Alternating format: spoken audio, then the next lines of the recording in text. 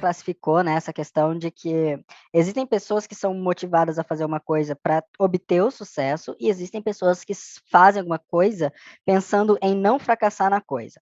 Ok? Isso gera uma série de distorções e uma série de diferenças, ok? A literatura classifica o primeiro tipo de orientado ao sucesso como tipo vencedor e o tipo de evitação do fracasso como tipo perdedor, né? Então, né, aqui está a orientação para fracasso, porque ele olha o fracasso, né? Não que essa pessoa visa o fracasso, né? Mas que ela tem um olhar muito mais para a sensação de fracasso, enquanto o tipo vencedor tem uma orientação, um olhar muito mais para o sucesso. Qual que é majoritariamente a diferença entre esses dois tipos? Primeiro, autoconceito. Pessoas que têm essa mentalidade de ir para o sucesso, as pessoas que olham e falam assim, não, eu vou conseguir, né, que tendem a ser um pouco mais positivas, como tá mesmo, como isso mesmo que eu acabei de falar, elas têm um autoconceito positivo. Elas se veem de uma maneira mais capaz, ok? Enquanto as pessoas que tendem a evitar o fracasso, elas já têm um autoconceito um pouquinho mais negativo, ou seja, ela já começa a duvidar um pouco mais das suas próprias capacidades, ok? Isso faz com que as pessoas do tipo vencedor estabeleçam metas mais realistas. Por quê? Porque esse autoconceito positivo facilita elas a enxergarem o real potencial delas. Então, por exemplo, nossa, isso até me deu gatilho aqui, porque eu vejo direto isso nos atendimentos individuais. Pessoa não faz atividade física, pessoa dificilmente fez na vida dela, né? Porque também, se a pessoa hoje não faz, é porque não foi uma coisa introduzida na vida dela ao longo dos anos. Então, ela vai ter maior dificuldade. Aí a pessoa chega e fala assim: não, eu vou para academia 5 vezes na semana. Eu pego e falo assim, cara, você já foi para academia? Você já engajou numa semana de rotina? É difícil você conseguir engajar logo no começo, né? Então, porque às vezes você não tem nenhuma uma conexão com o que você de fato é capaz de realizar. Agora, a pessoa quando ela é o tipo vencedor, ela vai pegar assim, nunca fui para academia, porém, sei que talvez eu consiga pelo menos 3 vezes a semana. Essa é a grande diferença. Quando a pessoa tem a orientação para o fracasso, ela não vai tentar obter o sucesso, ela vai tentar só evitar o fracasso. Então, ela não tem um bom conceito, ela tem uma visão mais pessimista de si mesma, o que faz ela criar metas irrealistas ou fora da realidade. Por quê? Se ela colocar metas realistas e não atingir, ela vai sentir muita o sentimento do fracasso. Então ela coloca metas acima do que ela é capaz, para que ela evite aquele sentimento de fracasso, porque daí quando ela não consegue, ela fala assim, mas pô, também nunca fiz academia, nunca fui para academia, óbvio que eu não ia conseguir ir 5 vezes na semana, sendo que eu nunca fiz. Enquanto a pessoa que é do tipo vencedor, ela já sabe, ela pega e fala assim, não, peraí, 5 eu não consigo, mas 3 eu acho que eu acho que eu consigo, acho que eu sou capaz. E aí a questão da motivação intrínseca e motivação extrínseca, ou seja, o tipo vencedor ele faz mais por ele, enquanto o tipo perdedor, orientado para evitação do fracasso, geralmente faz por um motivo extrínseco, como por exemplo, eu vejo muito nos jogadores de poker que eu atendo, a relação de eu só faço isso porque existe um time me cobrando, eu só faço isso porque existe um técnico me cobrando, porque eu tenho uma obrigação, nunca é por ela. Geralmente é por alguma coisa mais que está externa. A pessoa do tipo perdedor, ela tende a ter uma análise inadequada dos resultados. Cara, eu vejo direto isso também, como no poker. O cara, ele é bom, o cara tá profitando, mas ele passa por uma semana ruim. E ele fala assim, nossa, cara, mas nada dá certo, pô, tô, né, não sou bom nisso e tal. Daí quando você vê o gráfico dele, subindo, subindo, subindo. Modesto, tá pequenininho, mas tá subindo. Ou seja, o cara, ele não consegue analisar o resultado do esforço dele. Enquanto o pessoa do tipo vencedor, quando tem um momento de down, tem um momento de queda, ela vai pegar e vai assim, não, é só, isso daqui é só uma pequena amostragem perto do que eu já fiz até agora. Ele consegue olhar o resultado dele a um período maior e mais realista, de fato, com o que ele está fazendo. Se ele pega e olha, peraí, os últimos 3 meses não profitei, não foi legal, alguma coisa está de errado, ele vai conseguir se adequar de uma maneira mais fácil. Enquanto a pessoa que é orientada ao fracasso, talvez nem chegue a ter 3 meses de down, porque já vai espanar antes, ok? Ou vai entrar num make-up muito, muito grande. Outra coisa é o auto-reforço, ok? Pessoas que têm essa mentalidade do tipo vencedor, orientada para o sucesso, elas tendem a se motivar e falar, e ter aquele diálogo interior com frases mais positivas. Né? Então, por exemplo, caiu ali, né, tomou uma bad e fala assim, putz, não, mas vamos lá, que tem torneio ainda para ir, vamos jogar, força. Enquanto a pessoa que tem a mentalidade orientada para a evitação do fracasso, o auto-reforço dela já é mais negativo. Ela pega e fala assim, putz, aí, de novo, mais um cooler, pô, esse cara aqui que tá fazendo loucura na mesa aí, óbvio que ele vai ganhar, pô. Por que que eu iria ganhar? Pô, não valho nada e tal, e tal, e tal. A questão é que a gente tende a enxergar as coisas de uma maneira muito binária, ok? Ambíguo, Mas é né? bem isso que você falou, existe um predominante. A gente vai olhar, a gente vai se ver nessas situações, ok? Por quê? Porque depende de como a gente enfrenta cada uma das situações, ok? Então, às vezes, quando a gente começa a decair a nossa performance, era essa palavra que eu estava buscando, quando a gente começa a ter uma queda de performance, o tipo predominante entra em ação. Quando as coisas estão boas, cara, não tem como você olhar ali para um negócio e pensar assim, putz, tem um autoconceito negativo, mas predominantemente é isso daqui. É o tipo perdedor. Se o teu predominantemente for o tipo perdedor, na hora do sucesso, você vai ter autoconceito positivo, mas predominantemente você vai ter mais conceito auto negativo. Deles não necessariamente você tem que estar em um único ou em um outro. A gente pode transitar entre os dois. Inclusive, é extremamente necessário e é por isso que eu estou apresentando os dois tipos. Por quê? Porque a gente identifica o nosso estilo, ok? Então, já vou cortar para o final ali. A gente identifica o nosso estilo e a gente sabe exatamente as coisas que nos afetam. É por isso que eu estou passando tudo isso para vocês. Não é só para a gente conversar, não é só para trocar uma ideia.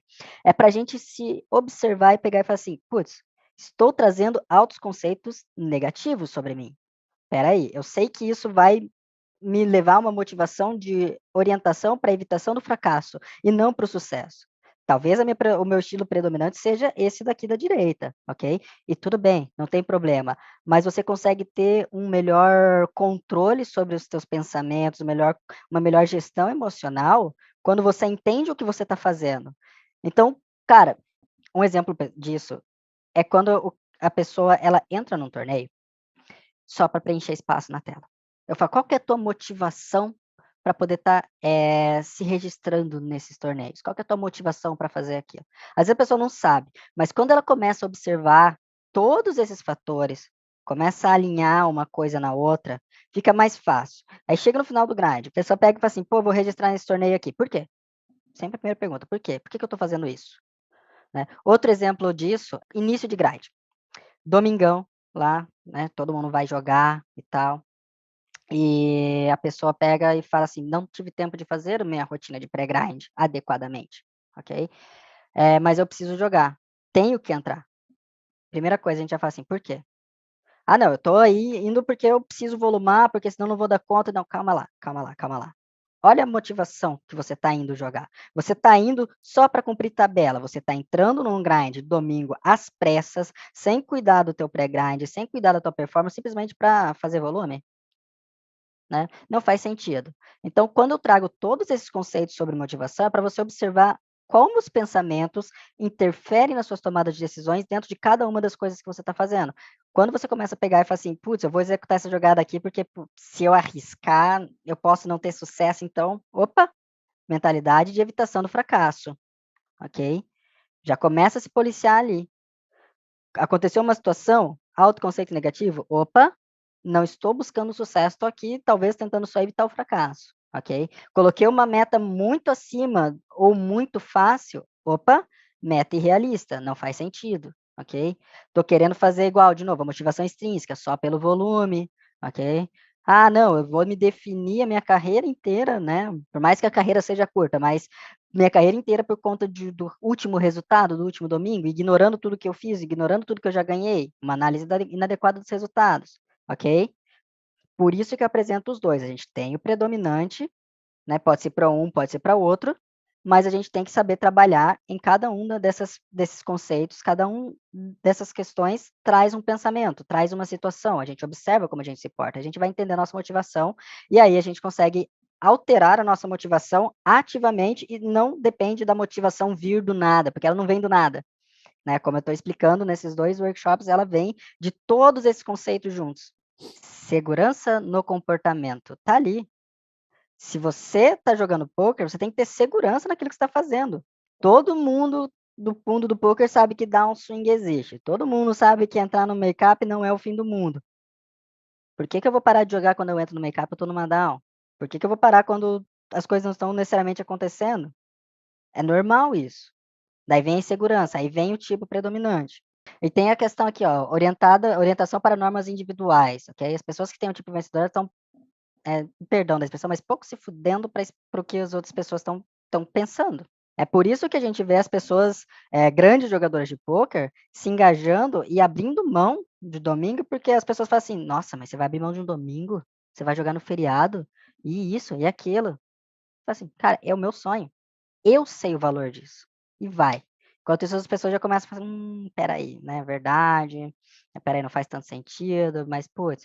E não tem problema você foldar um domingo para poder passar com a sua família. Desde que isso seja a tua escolha.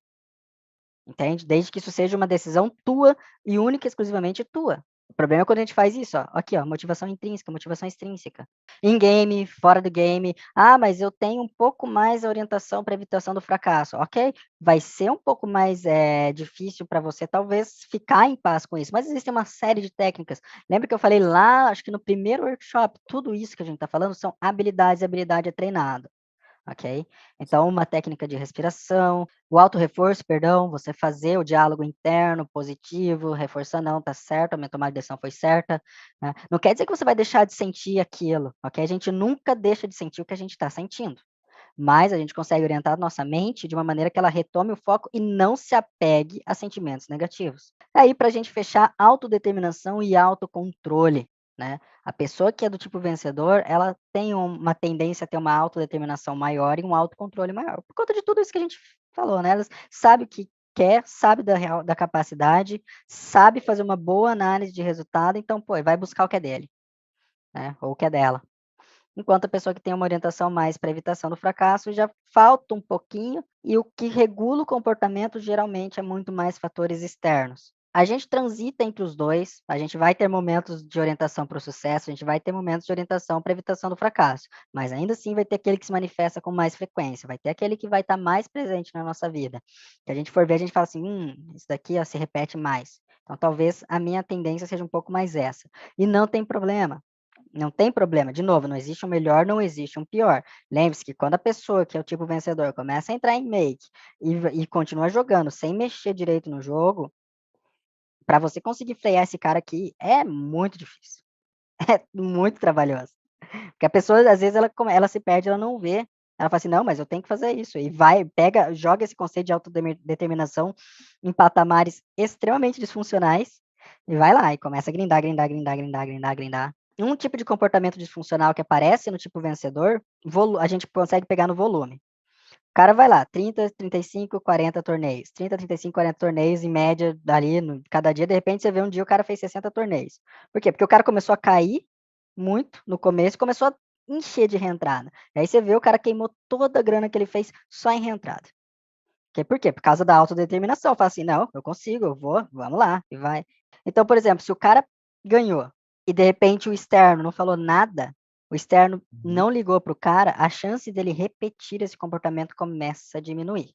Se o cara perdeu e daí vem lá o técnico, cara, isso daqui em esportes tradicionais é de uma violência absurda, né? A gente vê muita violência nesse âmbito aqui. O jogador, principalmente na iniciação esportiva, onde os técnicos começam eles acham, não, tem que pressionar o cara, a gente vê muito isso acontecendo. Daí vai lá, a criança perde, daí ele começa, pô, você não jogou direito, não sei o quê, começa a desmotivar ele aqui, ó.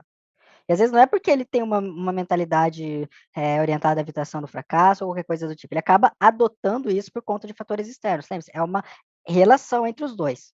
Atleta de alta performance versus atleta de baixa performance. Um baixo nível de motivação para obter sucesso, alto nível de motivação para evitar fracasso, vivencia a vergonha como resultado do fracasso, enquanto a pessoa que é um high achiever, um atleta de alta performance, vivencia o orgulho do sucesso. Uma pessoa que tem uma baixa performance ou a mentalidade orientada à evitação do fracasso, ela tem muito mais dificuldade de sentir o sentimento de orgulho e sucesso. E olha aqui a questão da atribuição, né? Atribui o sucesso para fatores internos estáveis, né? Os atletas de alta performance, atribui o fracasso a fatores externos instáveis, ok? A gente já vai falar um pouquinho mais sobre isso. Mas é bem importante vocês começarem a observar, até a meu intuito de trazer tudo isso é para que vocês observem no dia a dia de vocês, para vocês orientarem para onde vocês querem. Se eu quero ser um atleta de alta performance, não precisa necessariamente ser aquele altíssimo rendimento, ok? Mas alta performance, sim. Quero ser um cara, uma pessoa boa dentro do mundo do poker, quero alcançar patamares elevados, começa a observar onde você atribui o sucesso das coisas que acontecem com você e onde que você atribui o fracasso. Por exemplo, muito comum aqui as pessoas que têm a mentalidade orientada ao fracasso, quando atribuir sucesso à runada boa. Tá tendo vários atletas assim. O cara vai lá, profitou um mês inteiro e fala assim, pô, mas eu runei bem.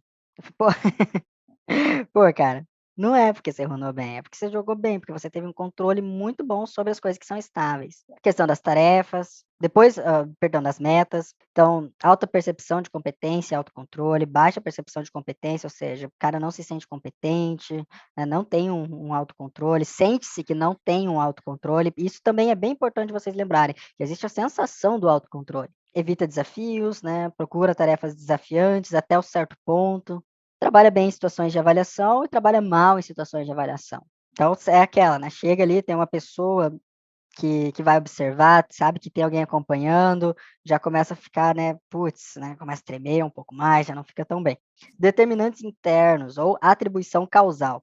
Interno, o atleta é responsável pelo sucesso devido às suas capacidades.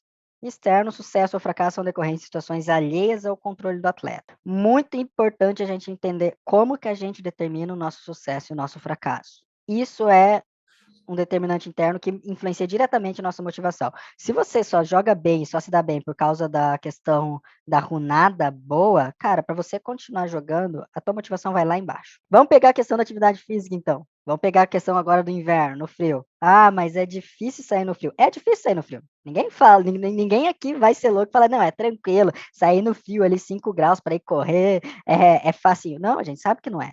Mas não quer dizer que a gente não consiga, que seja impossível. Ou que a gente não seja capaz de enfrentar tudo isso. E aí, se você começa a acreditar e dizer para você mesmo que não, é difícil e tal, quanto mais você repete isso, menos vai ser sua motivação para sair. Agora você fala assim, não, é tranquilo, eu consigo, eu sou capaz, pô, isso vai me trazer benefício, vai melhorar minha saúde, vai melhorar minha cognição, pô, vamos lá, é difícil, mas eu consigo, eu sou capaz. Daí você vai e passa uma semana inteira. Cara, a chance de você repetir esse comportamento depois, altíssima. Agora, os determinantes externos, como a gente já falou, incentivo, né? Elogio, reconhecimento social. Aqui o dinheiro, porque, de novo, né?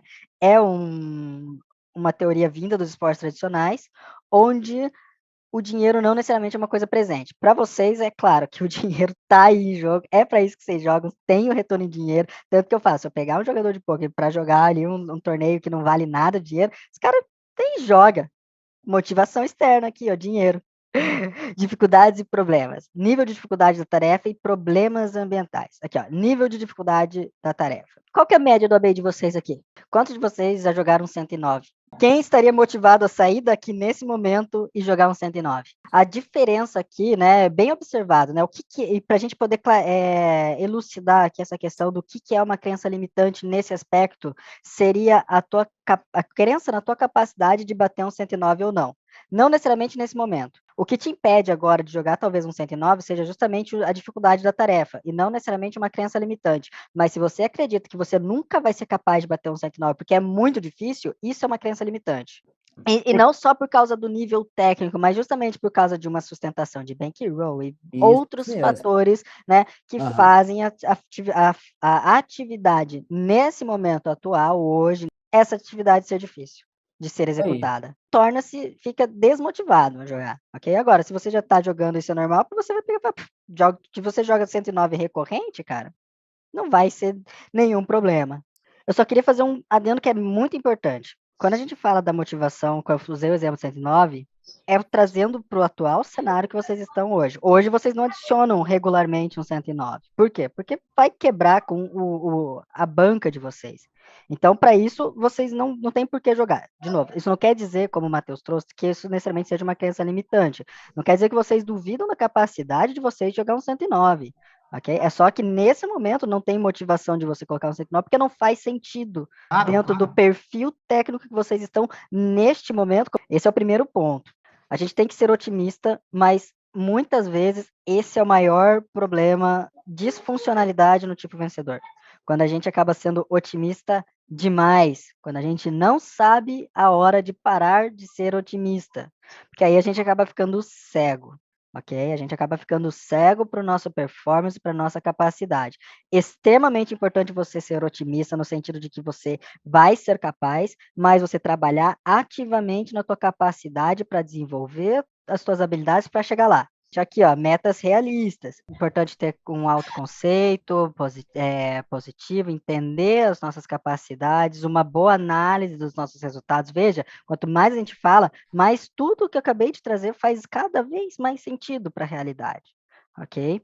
E eu queria fazer um comentário, que falou que depois da última reunião, né, cortou os torneios de centavos e fields grandes, porque a motivação que tinha já não era a mesma que era para os outros, usava só para preencher tela, né, espaço de tela, e era frustrante por causa do pay jump, né, que era pequeno, demorava muito e tal. Tá aqui, né, a atratividade, né, o quão é atrativo aquele torneio, o quão faz sentido, né, e a atratividade né, aqui da competição, no caso aqui, a gente tá falando da atratividade do torneio num cenário como um todo, né, qual que é o quanto que paga o torneio, qual que é o tamanho do field, né, qual que é a estrutura do torneio, o quão atrativo é para mim jogar aquele torneio. É claro que para todo mundo aqui jogar um 109, pô, ainda mais de graça, né? Que chegar no dinheiro é limpo aquilo, não gastou nada, ainda vem com o bolso cheio, né? Muito acima do que geralmente consegue jogando ali, jogando os torneios muito baratos, né? Então, pô, a atratividade é altíssima, né? Acaba ignorando o nível da dificuldade da tarefa, porque, pô, estamos ali, se não der a gente aprende, né? Mas vamos lá, entende? Mas essa atratividade é importante e motiva a gente. E quando a gente começa a observar esses fatores, a gente começa a remodelar a nossa postura perante o jogo, a nossa postura de enfrentamento do jogo, enfrentamento até mesmo de várias situações do dia a dia. Por que que eu vou modificar a minha alimentação? Qual que é a minha motivação de modificar a minha alimentação para poder jogar melhor? Qual que é a minha motivação para fazer atividade, para poder jogar melhor,